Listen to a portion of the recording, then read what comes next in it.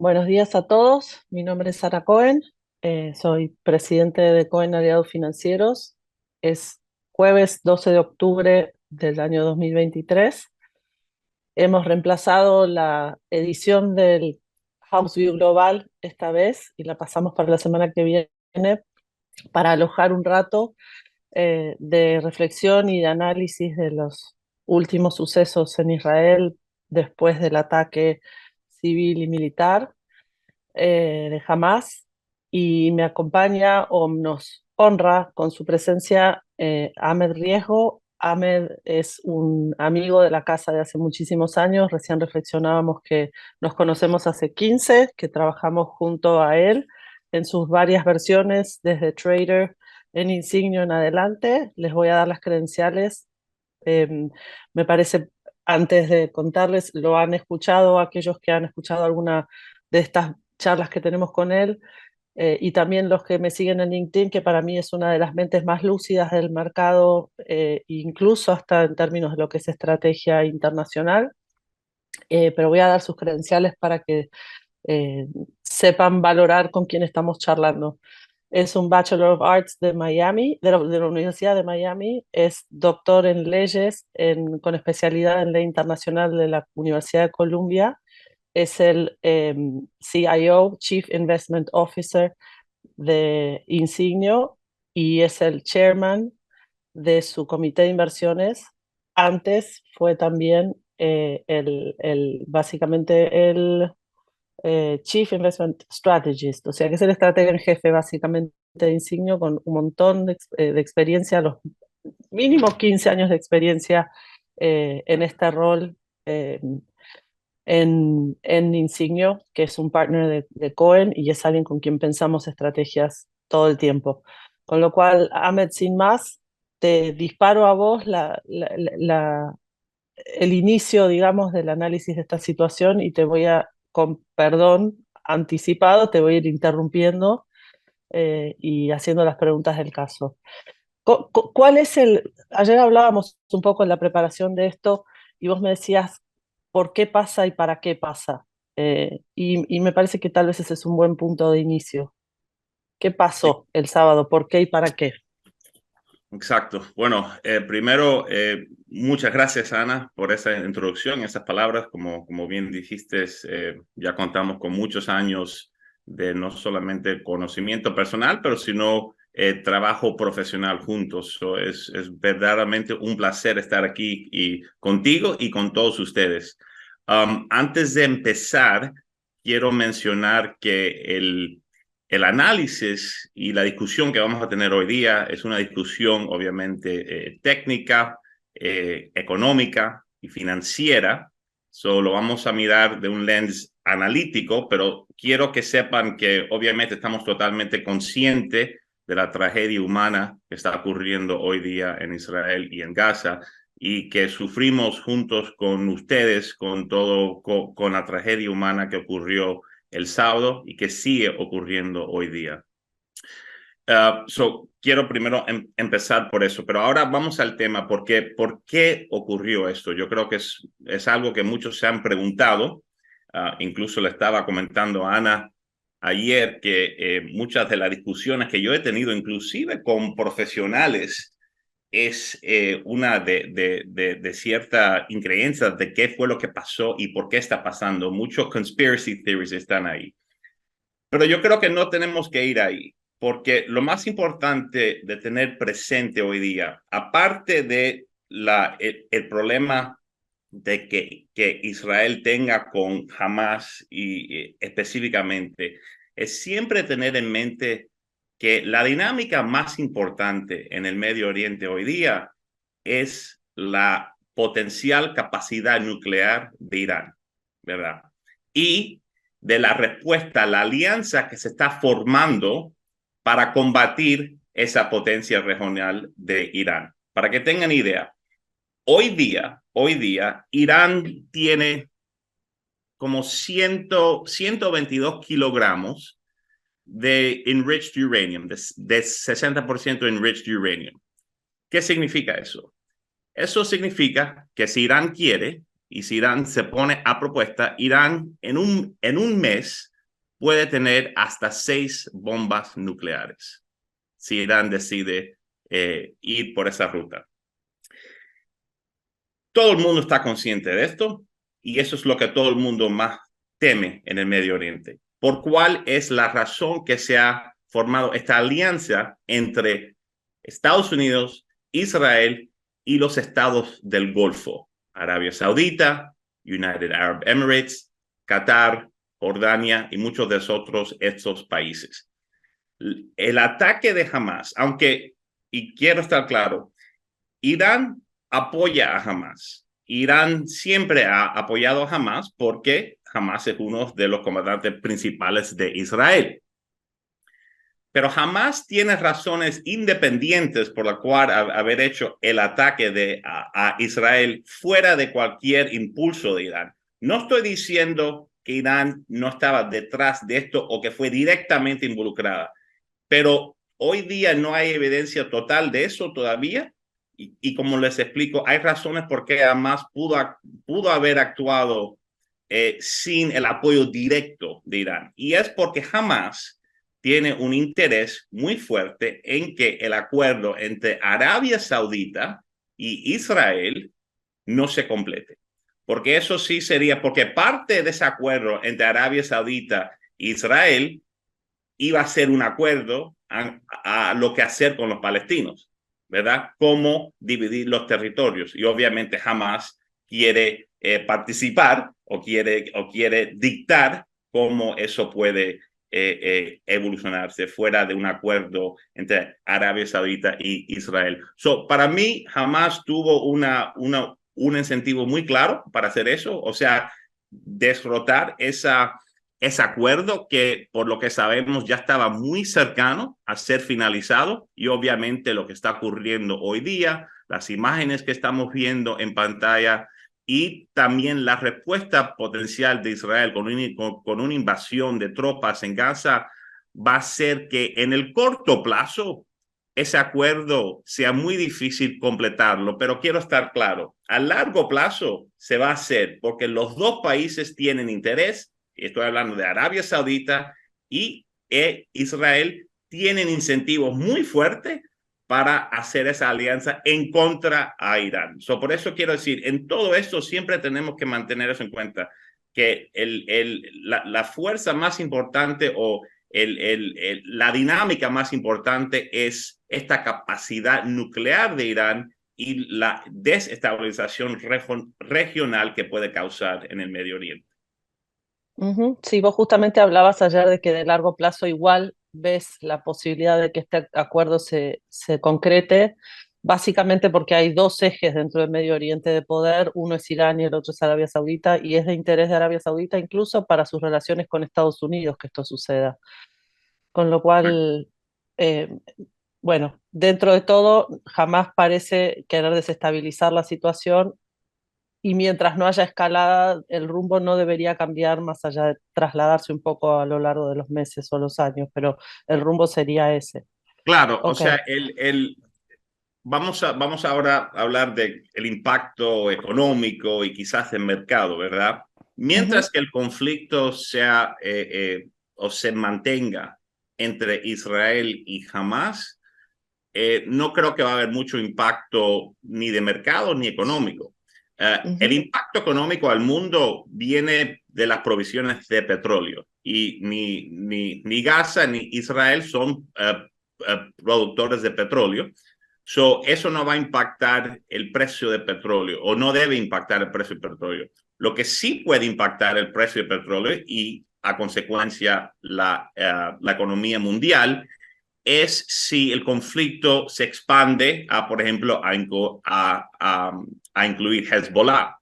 Hezbollah sí tiene conexiones mucho más directas con Irán. Acuérdense que Hezbollah es un grupo terrorista shia, o sea que en términos islámicos están más atados a Irán que, por ejemplo, Arabia Saudita, que son sunnis. Hezbollah sí tiene una conexión mucho más fuerte con Irán. Por eso es que hay que mirar con mucho cuidado qué es o qué puede potencialmente pasar al norte de Israel con Hezbollah. hemos oído que han habido intercambios de cohetes y un poco de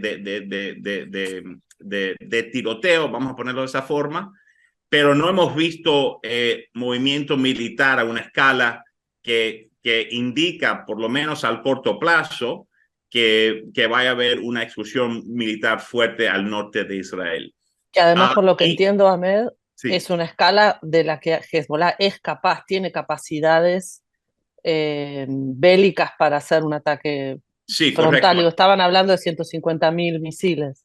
Correcto. Bueno, ese no es solamente que tiene muchos misiles, que es correcto, Ana, pero que también tienen 100.000 tropas ahí al borde del norte de Israel. So, Hezbollah Ujú. sí es una fuerza, es como un ejército, jamás es más como una guerrilla, que tiene sus consecuencias y tiene sus dificultades también en cómo lidiar con ella, pero Hezbollah es una fuerza militar de más de 100.000 tropas, so, ahí sí ya, y como les mencioné, tienen una conexión mucho más fuerte con Irán, en la parte shia que les mencioné, eso sí potencialmente puede involucrar una escalación. Pero también quiero destacar el otro lado, porque yo creo que todo el mundo, especialmente en la prensa, tanto americana como en la prensa europea, fueron como bastante rápido de decir, bueno, Irán obviamente estaba detrás de esto. Irán, de cierta forma, tenía un incentivo de mantener el status quo. ¿Y por qué les menciono eso? Irán en este momento está en una posición muy fuerte porque no solamente está produciendo y vendiendo más petróleo que ha vendido en años, pero a la misma vez Irán estaba negociando con Estados Unidos, que yo creo que eso va a ser mucho más difícil ahora, pero estaba negociando con Estados Unidos para incluso poder producir más petróleo y para que les suelten más fondos, porque acuérdense que Estados Unidos también tiene un incentivo a que el precio del petróleo no se dispare por arriba porque Biden tiene una elección en el 2024. Si el petróleo se dispara para arriba, que es obviamente el riesgo más grande que puede salir de un conflicto que se expande, los chances de Biden, que ya hoy día se están disminuyendo bastante fuerte, la reelección de Biden va a ser casi imposible, lo cual quiere decir que el próximo presidente sería Trump. Ujú. Vos tenías, ayer mencionaste algún otro incentivo para el cual a Irán no le interesaba, porque en realidad, en definitiva, a Irán esto de que vuelva a aparecer una figura como Trump no es favorable tampoco. Correcto, correcto. O sea, Trump, para Irán, una figura como Trump es mucho más problemática, porque como les mencioné, Trump no quería negociar con los iraníes. Biden está negociando con los iraníes, incluso al punto que los iraníes, como decimos en inglés, they had their cake and they ate it too, porque estaban negociando, estaban vendiendo petróleo y a la misma vez estaban enriching uranium a un punto que, como les mencioné, tienen un mes solamente para tener potencialmente 6 bombas nucleares, ¿verdad? Para explicar bien rápido, esas no son proyecciones mías o estudios que nosotros hemos hecho. Eso viene del International Atomic Energy Agency, que nos está diciendo que hoy día Irán tiene 122 kilogramos de U-235 enriched uranium, que es precisamente lo que se usa para las bombas nucleares. ¿Se te ocurre algún otro jugador que podría haber asistido a Hamas? Lo hablamos ayer, me gustaría que lo teorizáramos hoy. Sí, ¿Se te ocurre alguien más que puede estar interesado en que se ponga el foco mundial en otro lado? claro, claro. Rusia, por ejemplo, tiene un incentivo muy fuerte para que esto ocurra, porque lo que está ocurriendo hoy día en el Medio Oriente, obviamente, está divergiendo un poco la atención de Estados Unidos para el Medio Oriente y no a Ucrania. Cada arma o dólar que se tenga que mandar a Israel en soporte a este conflicto son bombas y dólares que no se pueden mandar a Ucrania.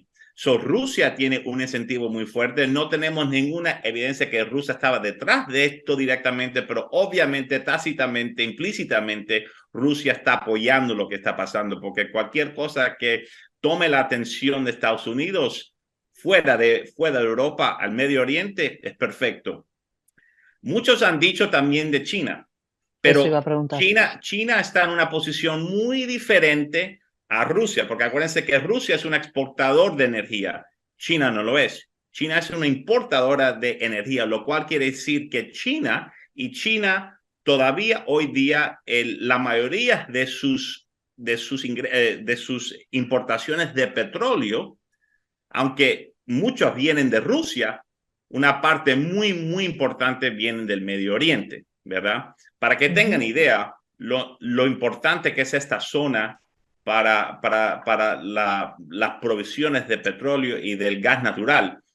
El 20% del petróleo mundial, del consumo mundial de petróleo, pasa por el estrecho de Hormuz, que obviamente está justamente ahí, afuera del Golfo Pérsico, y que está atado o cerca, es parte de la costa de Irán, y el 25% del gas natural de consumo mundial sale del estrecho de Hormuz también. Es un choke point sumamente importante. En caso de un conflicto, van a ver el precio del petróleo y del gas natural dispararse bastante fuerte. Si hablamos de si el conflicto o la guerra se expande y Se empieza a expande, afectar exacto. geográficamente este Correcto, paso. correcto. Bien, bien.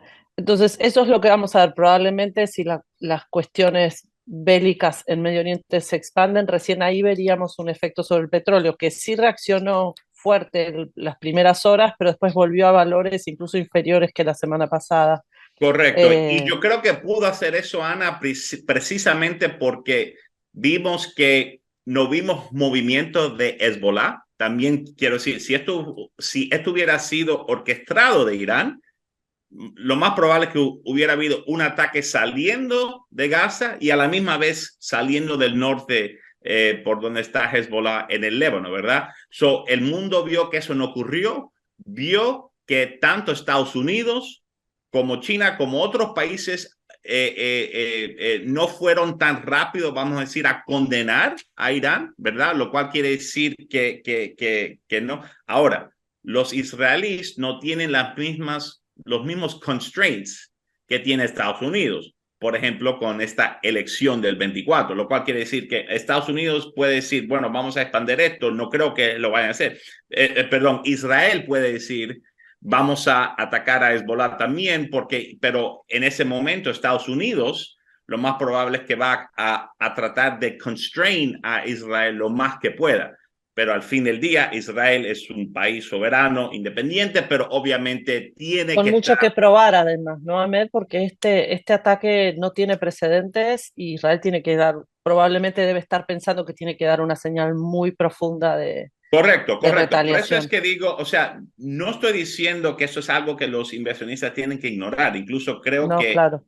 creo que deben tener hedges en los portafolios por si acaso estas cosas que estamos hablando pueden pasar. Porque sí yo creo, algo que sí creo que por a lo mínimo la volatilidad en el precio del petróleo va a ser bastante aguda en los próximos meses, mientras que este conflicto, incluso si se mantiene entre Hamas y Israel, va a estar presente.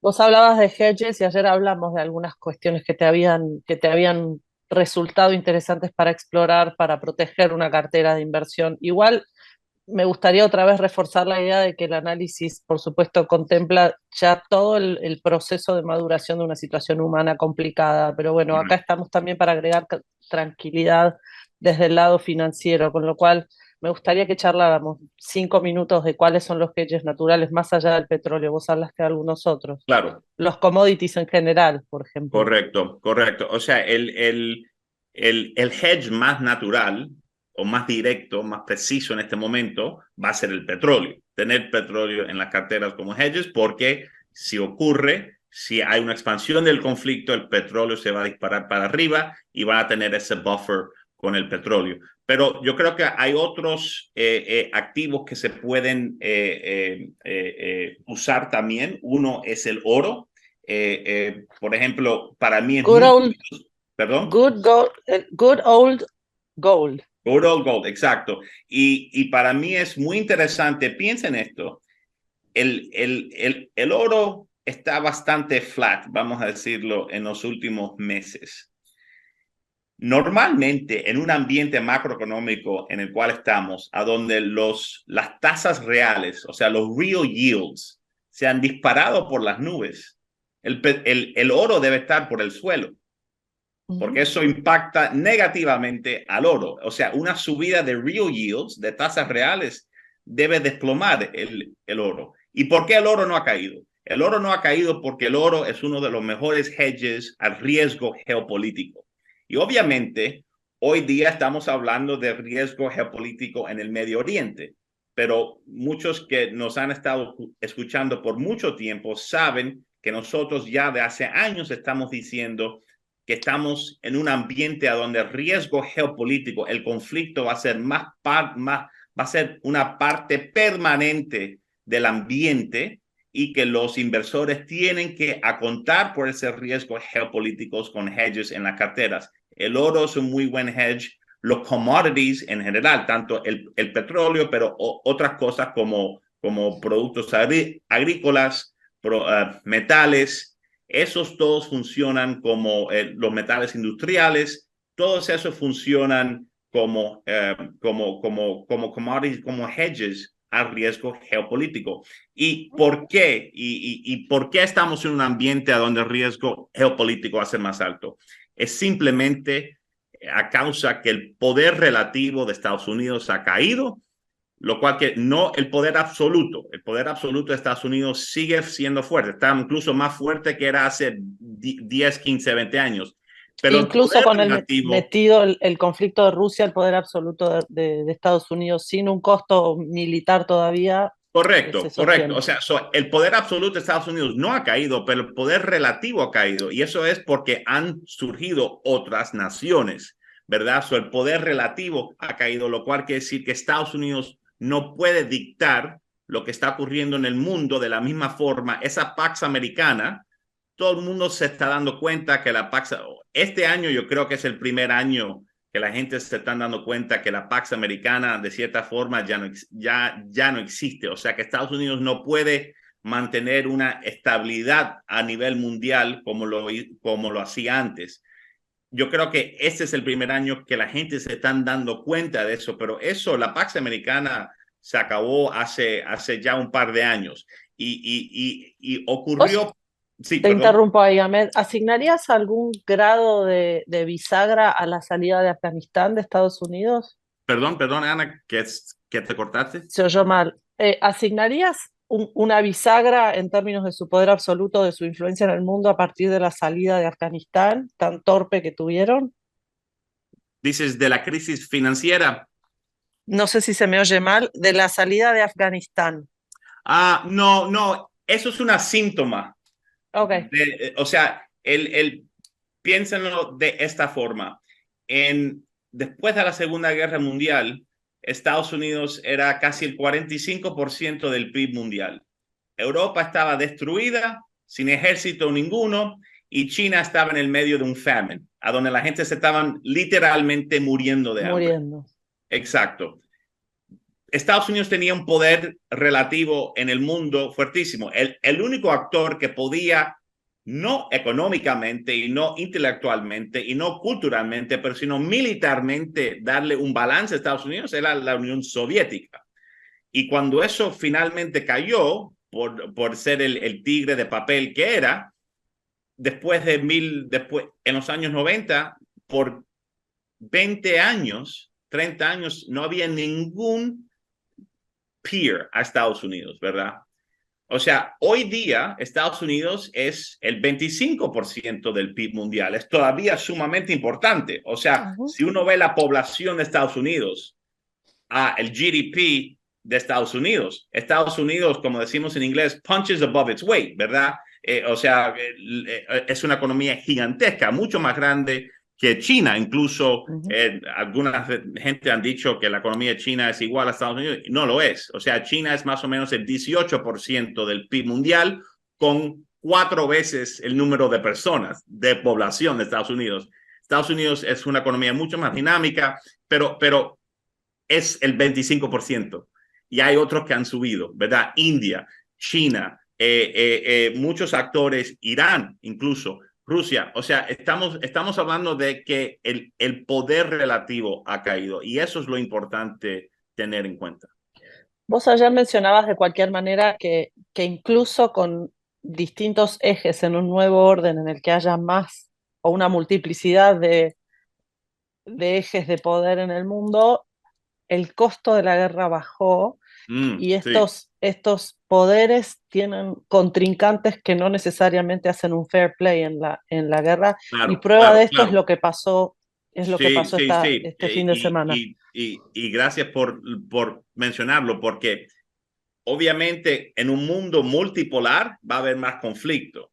Eso es un vector que va a favor de más conflicto, pero otro vector que está impulsando el conflicto mundial es que el costo de guerra está cayendo de forma dramáticamente.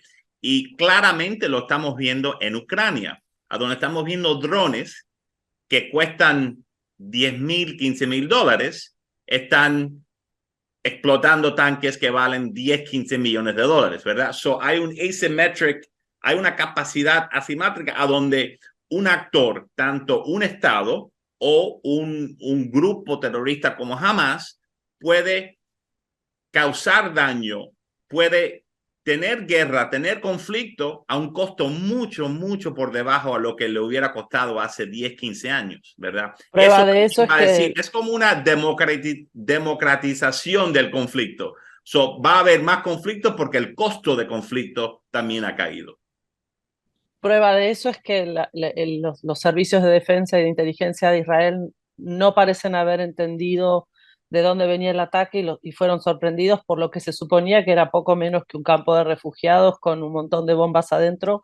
Hubo una subestimación absoluta de la capacidad tecnológica de Correcto. un, una fuerza de guerrilla, digamos. Correcto, correcto. Y yo creo que esta es otra lección que está saliendo de este conflicto hoy día, es que, y esto es una lección, no solamente, obviamente es una lección directa y que lo está sintiendo mucho Israel, pero debe ser una lección para Estados Unidos, para Europa, que es que el over-reliance, la subestimación de la inteligencia tecnológica puede haber llegado a un punto a donde sea dañino porque estamos subestimando y under-relying en lo que es la inteligencia humana, ¿verdad? El old fashioned, los espías, el juego que se jugaba durante la Guerra Fría, ¿verdad? Esas capacidades han disminuido porque estamos usando mucho la tecnología y sí les quiero decir, lo que ocurrió en Israel el sábado no fue algo que eran, o sea, un grupo de amigos que se juntaron o un grupo de gente que vamos a entrar a Israel y hacer esto. No, esto, esto, o sea, tuvieron que tener bastante entrenamiento, tuvieron que entrenar bastante fuerte, con mucha plata, y fue algo orquestado a un nivel militar profesional, lo cual quiere decir que totalmente fue un fallo de la inteligencia, porque ellos estaban preparando y no fue atado por la inteligencia tecnológica de Israel, ni de los americanos, tampoco, ¿verdad? Ujú. Sí, hay una sensación de sobreestimación de las propias capacidades en la tecnología y poco trabajo de campo. Eso es lo que habías Correcto. dicho Y ayer. Ana, para que sepas, esa es una característica de todas las guerras. Cuando empiezan las guerras, uno siempre, y cuando digo uno, estoy hablando uno de los combates, siempre sobreestima las capacidades y subestima las capacidades de- del del enemigo, enemigo. ¿verdad? Exacto. Ujú. Volvamos un poquito a los hedges. Vos habías hablado de los commodities en general, del petróleo en particular, del oro. ¿Cómo te posicionarías en equities y bonos en Estados Unidos? Porque vos hablaste de que esto podría ser un impulsor, probablemente de la inflación si se dispara el oro, pero también hay manera de hedgearse de eso también, ¿o no? Correcto, correcto. Bueno, sí, en caso de que esto se expande, obviamente las posiciones defensivas van a comportarse mucho mejor. No quiero decir que van a subir, pero que se van a caer menos, ¿verdad? Y estamos hablando ahí que en ese caso van a querer tener un overweight a acciones americanas y no acciones fuera de Estados Unidos, especialmente Europa, porque si hay un dislocation, acuérdense que Estados Unidos hoy día es un exportador de energía, que Europa es lo opuesto, es un importador de energía. Si se dispara el precio del petróleo, eso va a impactar la economía europea mucho más que lo que impacte o sea, va a impactar la economía americana. No les voy a decir que no, pero el impacto va a ser mucho menos que en lugares como Europa. China va a ser muy impactada por eso también, ¿verdad? Van a querer tener un overweight a acciones americanas y van a querer tener también bonos del Tesoro americano, ¿verdad? Porque eso sí se van a beneficiar. Y quiero decir, esto está ya fuera, si lo que ustedes, los que oyeron nuestro call trimestral que tuvimos la semana pasada, nosotros ya no estábamos posicionando de una forma más defensiva porque veíamos un ambiente de un crecimiento estadounidense cayéndose y un ambiente a donde el Banco Central americano no podía cortar las tasas de una forma tan agresivamente tampoco, ¿verdad? Eso no estábamos posicionando para eso. Obviamente, si hay un shock exógeno del petróleo, todas esas tendencias van a ser amplificadas. Con lo cual, ves que probablemente la Fed en una escalada de este conflicto lo ves más bien convirtiéndose más en paloma interna en términos de lo que es política monetaria Bueno, y no seguir subiendo. va a querer hacer eso, Ana. La pregunta va a ser, o la parte clave va a ser si puede hacerlo. Porque Si si el tiene margen. petróleo exacto, entonces sí que podemos ver un ambiente como los años 70, un ambiente stagflation, donde el crecimiento está bajo y el Fed no puede cortar las tasas mucho porque la inflación sigue alta. ¿Ves que en algún caso este fantasma de la recesión y del soft landing o del no landing o de lo que sea cambia ese panorama en tu vista después de este fin de semana o en una potencial escalada del conflicto? Bueno, nosotras nunca fuimos, vamos a decir, adherentes al no landing scenario. O sea, Ok. nosotros siempre pensamos que la recesión iba a ser dilatada, pero no, o sea, o deferida, no cancelada, como dijimos en un reporte que hicimos hace un par de meses. La política monetaria en Estados Unidos está a un nivel muy restrictivo, lo cual quiere decir que it's a matter of time. Es simplemente para nosotros, it's a matter of if, perdón, when, not if. When, not if. Exacto, si viene una caída en términos económicos, porque el Fed, o sea, el Fed Funds Rate, piensen esto, el Fed Funds Rate está a más o menos 5,5, 5.3, si ves la tasa efectiva, ¿verdad? Pero incluso con las estimaciones más agresivas de la tasa neutral, o sea, el neutral rate of interest, estamos por lo menos 1 o 1,5 por encima de esa tasa neutral, lo cual quiere decir que it's a matter of time hasta que y ya lo estamos viendo, o sea, indicadores forward looking que miramos nos están indicando que la actividad está cayendo, que el desempleo va a empezar a subir. Ahora, no quiero asustar a las personas tampoco. No estamos esperando una recesión muy fuerte. Estamos incluso esperando una recesión bastante leve, una en la cual la tasa de desempleo se suba, o sea, hasta por lo menos el 4%, pero no suba por encima del 6%. Si ustedes se acuerdan, las últimas 2 recesiones, esa es una recesión bien leve, lo cual quiere decir que no esperamos una caída muy fuerte en los activos americanos. Incluso, como ustedes oyeron, esperamos que para el fin del 24 el S&P esté muy por encima del nivel que está hoy día. Lo que sí pensamos es que el S&P va a caer al comienzo del año y que entonces empiece un rally, porque cuando empiece la recesión, el Fed sí va a poder cortar las tasas en ese momento.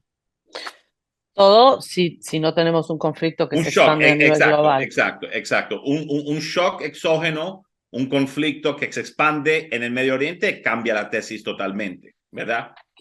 Ahí mi pregunta es, ¿cómo ves a los Estados Unidos reaccionando bajo una administración demócrata como la de Biden?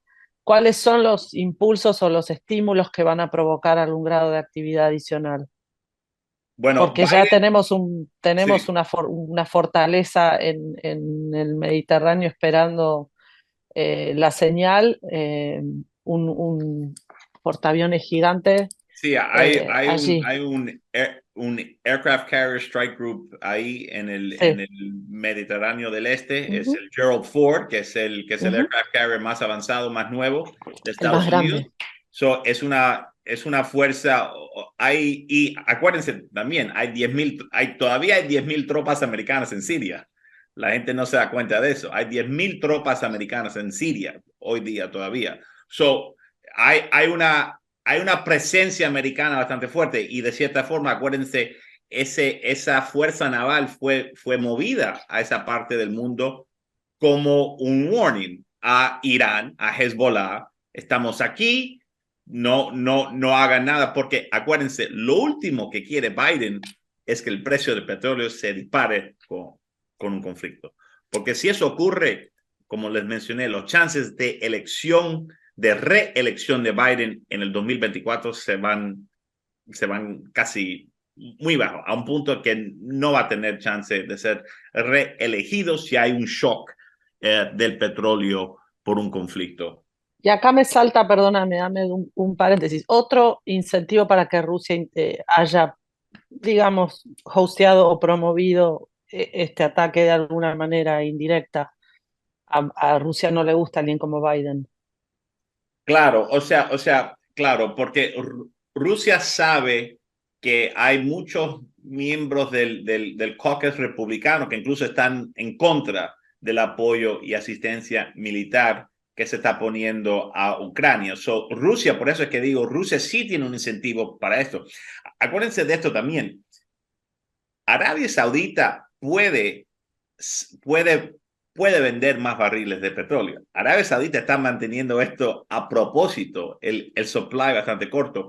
Arabia Saudita puede, por ejemplo, si Rusia hace un embargo de petróleo o baja la producción de petróleo, Arabia Saudita puede fill the gap de Rusia.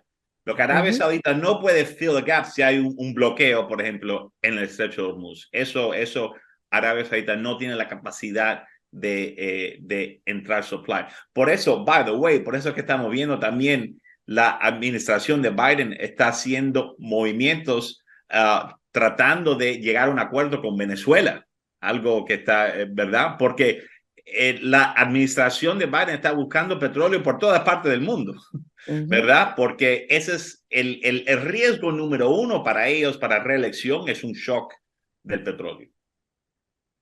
Tiene sentido. Y acuérdense también que las reservas estratégicas de Estados Unidos están disminuidas porque vendieron un montón de barriles de petróleo el año pasado cuando hubo la invasión de Rusia a Ucrania, ¿verdad? So, todavía tienen que reemplazar esas reservas estratégicas de petróleo de Estados Unidos. So, para nosotros, o sea, quiero ser sincero, para nosotros el petróleo no es solamente un hedge, pero es un directional play, como ustedes saben. Estamos Ok. muy a favor del sector energía en su totalidad. Lo encontramos hoy día todavía bastante barato el sector de energía. Entry point entonces en estos días. Sí, Bien, sí. bien. Un último punto que hablamos ayer tiene que ver con, bueno, aquellos que tienen un apellido como el mío deben haber sentido esta pregunta enorme de cómo el IDF y los servicios de inteligencia, incluso el gobierno israelí, no pudo prevenir o mitigar este ataque y la sensación, un poco ahora que vos explicás que puede tener que ver con el movimiento, digamos, internacional para frenar un full-blown ataque de ira sobre Gaza, y cómo esto puede llegar a impactar a la opinión pública dentro de Israel para provocar cambios en el gobierno unificado que vos tenés hoy en Israel. Ayer hiciste una mención a esto, me gustaría que nos dieras 2 minutos de eso y después ya te Sí, sí, liberamos. sí. Hoy día, como ustedes deben saber, históricamente nada une a un país más que un adversario externo, ¿verdad? A una fuerza externa que está invadiendo. Eso va a unificar el país. Eso es totalmente normal y predecido que iba a ocurrir. Ahora, las divisiones políticas en Israel son bastante fuertes, son bastante dramáticas, lo cual en nuestra estimación todo va a depender, o sea, hablando el gobierno de Netanyahu, todo va a depender en cómo el curso de la guerra, vamos a decirlo, ¿verdad? Si la guerra le va bien a Israel, si le va de forma que a donde no hay muchas muertes por parte de soldados israelíes y en un par de semanas o meses pueden hacer el clearing de Gaza que quieren hacer de Hamas, entonces Netanyahu puede tener un impulso, incluso porque aunque tuvieron la fracasa de la inteligencia, sí van a haber tenido un suceso en lo que es el execution, vamos a decir, de la guerra, de la operación militar. Pero si no le va bien, si vemos que los muertes de los soldados israelíes empiezan a subir a un nivel que ya es preocupante o más que lo que era esperado, esto le quiero decir que para que tengan idea, que en para que tengan una idea del scope de lo que, por lo que le viene al IDF, va a ser una batalla fuerte, porque piensen esto, Fallujah, no sé si ustedes se acuerdan de Fallujah, la segunda batalla de Fallujah durante la invasión americana de Irak. Um, Fallujah, todos los ciudadanos habían salido de Fallujah. Los únicos que quedaban en Fallujah eran los militias de Irak en ese momento. Y habían más o menos unos 20,000 tropas americanas. Estamos hablando de 100,000 tropas de Irak contra 20,000 tropas de Estados Unidos que tenían mucho mejor inteligencia, mejores armas, tenían air support, tenían todos los advantages. Y a Estados Unidos le tomó semanas y semanas y semanas y semanas sacar a esos militantes de Fallujah. Recién en Bakhmut, la pelea fue un meat grinder, ¿verdad? Fue un meat grinder. Estamos hablando de como las peleas de Stalingrad en la Segunda Guerra, porque es un conflicto urbano a donde hay, o sea, Altísima concentración de sí, o sea, civiles. pero piensen esto, en Gaza City, hay más de 2,000,000 y pico de habitantes. Obviamente es una zona muy estrecha, la densidad humana es intensa, pero a la misma vez hay ciudadanos que no están combatantes. Los israelíes tienen que tener incluso más cuidado. Va a ser una batalla fuerte, lo cual quiere decir, Hablabas también de las miles de metros subterráneos que tienen construidos con túneles.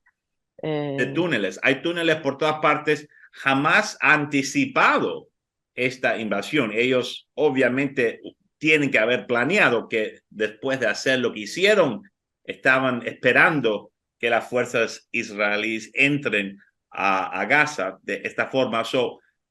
Esto potencialmente puede ser una batalla bastante fuerte, pero si acaso les va bien al IDF y rápido, eso sí va a ser un impulso para Netanyahu. Pero en nuestra estimación, lo más que se prolongue este conflicto y las muertes se sigan aumentando al lado de Israel, más presión le va a poner en el gobierno de Netanyahu e incluso en ese momento la posición le va a salir el fracaso de inteligencia que causó que esto pudiera ocurrir en el primer lugar. Ujú. Ok, tiene sentido. Bueno. Yo te agradezco muchísimo. Cumplimos con que esto dure entre 45 y 60 minutos, que es siempre nuestro designio. A la audiencia les contamos que hemos pasado de nuevo nuestro House View Global a la semana que viene. Le agradecemos la paciencia a Martín Polo de que me permitiera entrevistar a Ahmed. Ahmed, muchísimas gracias por todo. Eh, ya va nuestro regalito del libro que te prometí, lo vas a estar recibiendo en la oficina en breve. Muchas Y gracias, al Ana. resto, muchísimas gracias. Obviamente la postura institucional de Cohen es que es inaceptable el grado de ataque inhumano que ambas poblaciones, pero que en particular Israel recibió sin una provocación sobre civiles e inocentes en su territorio, y sostenemos su absoluto derecho a defenderse. Así que gracias a todos y nos veremos en la próxima. Gracias, Ahmed, de nuevo. No, muchas gracias a ustedes, Ana, y a todo el grupo de Cohen, muy valiosos partners nuestros por muchos años. So, gracias y un encanto estar aquí con ustedes. Y muchas gracias a todos que vinieron a asistir. Enorme, enormes gracias de nuevo.